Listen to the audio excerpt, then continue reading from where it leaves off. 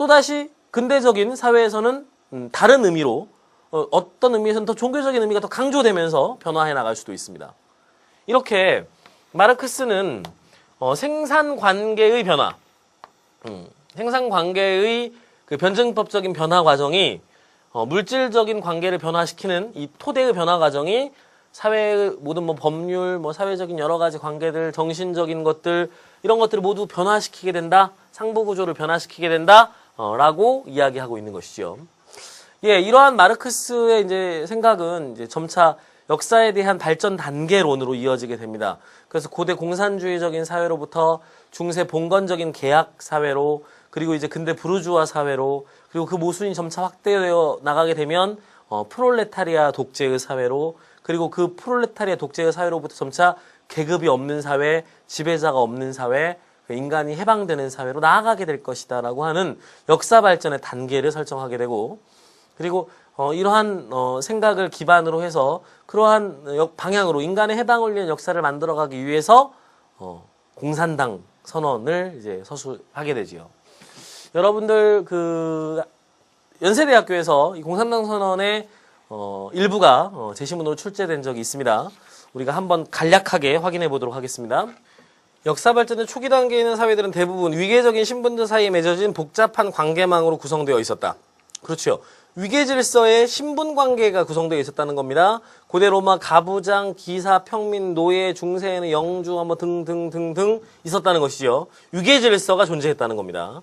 그래서 봉건사회 붕괴 통해서 출현한 부르주아 사회, 근데 부르주아 사회에서도 역시 이런 계급 대립 해소된 거 아니었고 과거에 이런 질서를 대체할 새로운 위계 질서가, 새로운 종류의 위계 질서가 있었다는 것이죠. 가보지요. 그래서 새로운 계급, 새로운 억압 조건, 새로운 투쟁 형태가 나타났을 뿐이다. 선보였을 뿐이다. 라는 겁니다.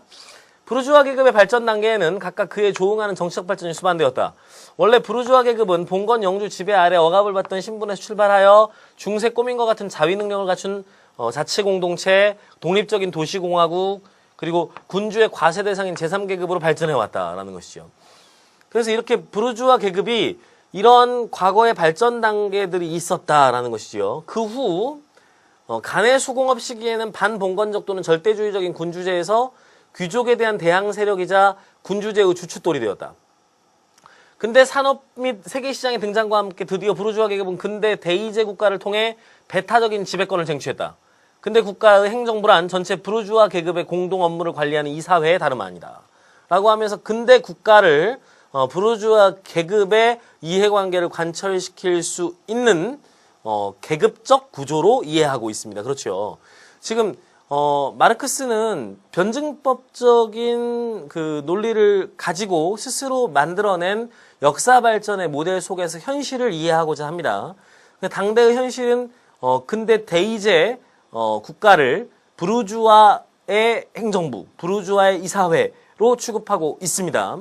부르주아 계급은 역사상 가장 혁명적인 역할을 담당해왔다. 자신의 지배권을 획득한 곳에서 부르주아 계급은 모든 봉건적 가부장적 목가적인 사회관계를 해체했다.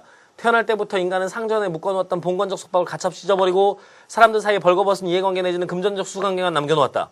그래서 이해관계, 금전적 관계만 인간관계를 변질시켰다라고 하는 점 비판하고 있습니다. 종교적 열정과 고귀한 열망과 문화적 감수성을 자기중심적인 차가운 이해타산으로 바꿔놓았다. 인간적인 가치를 교환가치로, 중요하죠. 인간적 가치를 교환가치로, 이해타산, 교환가치 이런 걸로 다 바꿔놨다는 겁니다. 또 오랫동안 인정되어 온 수많은 종류의 자유를 자유무역이라는 하나의 비인간적인 자유로 대체했다. 한마디로 종교적 정치적 배일에 가려진 착취를 적나라하고 모렴치하며 직접적이고 노골적인 착취로 바꾸어놓고 말았다라고 하면서 오늘날 부르주아 사회의 계급 문제에 대해서 전면적으로 비판하고 있습니다. 그리고 이것이 인간성의 상실, 그리고 모든 것을 다 타산적인 관계로 바꾸어 놓기만 했을 뿐이다 라는 것이지요. 관념의 역사는 정신적 생산이 물질적 생산의 변화에 맞춰 변화해 왔음을 보여주지 않았던 것. 앞서서 우리가 앞선 제시문에서 본 얘기지요. 각 시기의 지배적 관념은 항상 지배계급의 관념이었다. 관념이 사회를 혁명적으로 변화시킨다는 말은 구체제 내부에서 새로운 사회의 요소들이 만들어지고 낡은 관념의 해체가 낡은 존재의 조건의 해체와 보조를 맞춰 진행된다는 점을 표현할 뿐이다. 그러니까 관념 자체가 변화하는 건 아니라 물질 구조가 변화해야 관념도 변화한다는 얘기 다시 강조하고 있는 대목입니다. 부르주아 계급의 존재와 지배를 위한 본질적인 조건은 자본 형성과 축적이고 자본의 조건은 임금 노동이다. 그래서 부르주아 계급이 지배를 하려면 자본이 형성되고 축적되어야 되는 것이고 그리고 임금 노동이 전제되어야 되는 것이다. 그래서 임금 노동은 노동자 사이의 경쟁에 전적으로 의존한다. 부르주아 계급이 의도하지는 않았지만 산업 발전은 경쟁으로 인한 노동자들 사이의 분리 상태를 결사를 통한 혁명적 단계로 바꾸어 놓는다라고 얘기했습니다. 즉 자본주의 사회 자체가 모순이 발생하고 이러한 모순들 안에서 노동 계급들이 분화되기보다는 분리 상태를 결사를 통한 혁명적 단결의 상태로 바꾸어 놓게 될 것이다. 즉 이것은 무엇입니까? 자본주의 사회, 다시 말해서 부르주아 중심의 근대 사회가 스스로의 모순을 드러냄으로써 어떻습니까? 다른 형태의 생산 관계를 반을 형성하는 것이죠. 반대의 다른 생산 관계를 형성하게 될 것이다. 라는 것이죠. 따라서 근대 산업의 발달은 부르주아 계급의 생산과 착취의 기반 자체를 송두리째 붕괴시킨다. 결국 부르주아 계급은 생산 활동을 통해 재무덤을 파고 있다. 부르주아 계급의 몰락과 프롤레타리 계급의 승리는 모두 불가피하다.